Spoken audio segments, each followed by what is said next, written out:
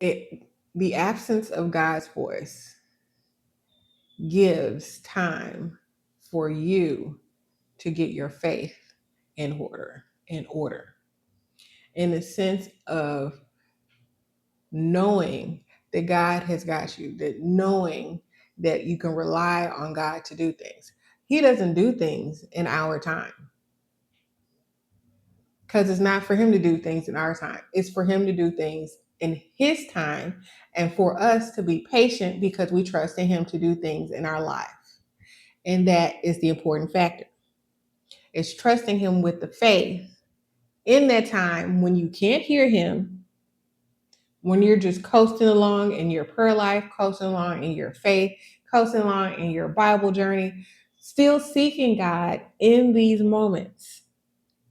It's those times of silence that he is honing you, that he's having you rely on him. Because I don't know if you know this or not, his time is always the perfect time. His time is always the perfect time. We may stress and struggle and sit here and pleading for God to show up and show out at the time that we want. But when he comes at the time that's his will, it'd be amazing. It'd be amazing. It'd be far more awesome when he comes at his time than on our time, because it's the perfect moment. It's the perfect moment. What makes it the perfect moment? Because it's his will. It's his will and his timing in your life.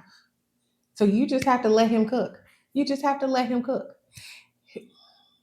His silence does not mean that he's absent.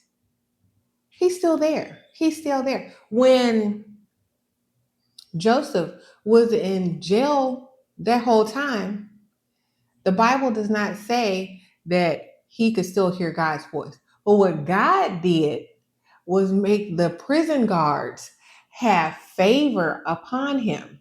So therefore, they gave him like the ability to do things that other prisoners couldn't do.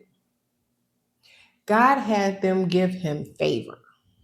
So God's voice being absent from you does not mean that he is absent, that he's just gone. He's still there. Think about all the times where stuff happens in your life where, hey, you get a check in the mail out the blue and you've been asking God for a blessing.